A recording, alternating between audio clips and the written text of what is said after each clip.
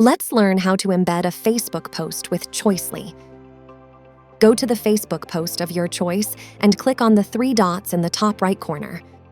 One of the options on the list is Embed. Click on it. You'll see an Embed post pop up. Click Copy Code to get the Embed code ready for pasting. You can also see how you can customize the Embed code by clicking on Advanced Settings. Then go to Articles and choose the article in which you want to embed the Facebook post or create a new one. To learn how to create articles, check out the Create Articles tutorial.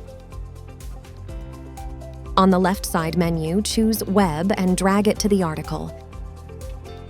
In the right menu, with Web element selected, embed your Facebook post by choosing Embed and pasting the Facebook embed code to the box.